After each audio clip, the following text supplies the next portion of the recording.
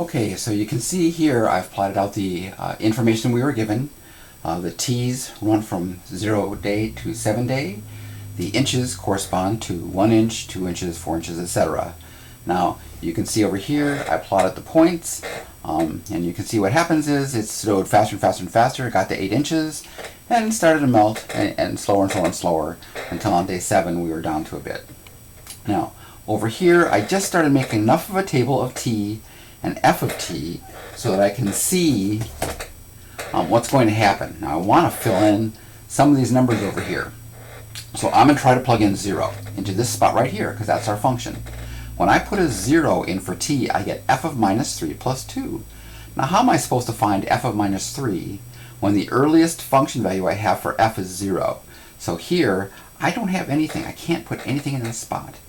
What about this spot? Well, that's T is 1. If I try to put a T equals 1 right here, I get f of minus 2 plus 2. But I can't find f of minus 2. The earliest f I can find is 0. When I plug in 2, the same thing happens. When I plug in 3, wait, I can do this one. When I put a 3 in for T, I get f of 0 plus 2. Well, f of 0 is 1, so right here, I get a 3. Yay! When I plug in 4, right here, I get f of 1 plus 2. Well, f of 1 is 2, plus 2 is 4. So I'm going to get something that looks like that. When I try to plug in 5, I can again. This is f of 2 plus 2. F of 2 plus 2. F of 2 is 4, so this is going to give me a 6. Yes. When I plug in 6, I get f of 3 plus 2. F of 3 is 8, so this is going to go all the way up to 10. And I can see that that's actually going to be the high point of my new graph.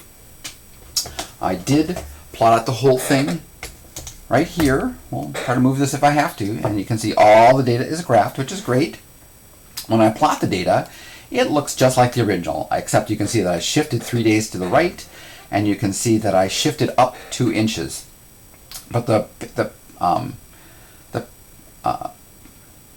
pattern of the snowfall it's exactly the same. You can see that it's speeding up, going faster and faster and faster. It's slow, coming slower and slower and slower. Now, what's the difference between this one and the original snowfall? Well, I just wrote this out here. They started measuring on day 3 instead of day 0, and you can see at the very beginning, there were 3 inches on the ground. Let's fix that.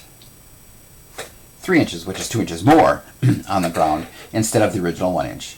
And that's all we really have to do here.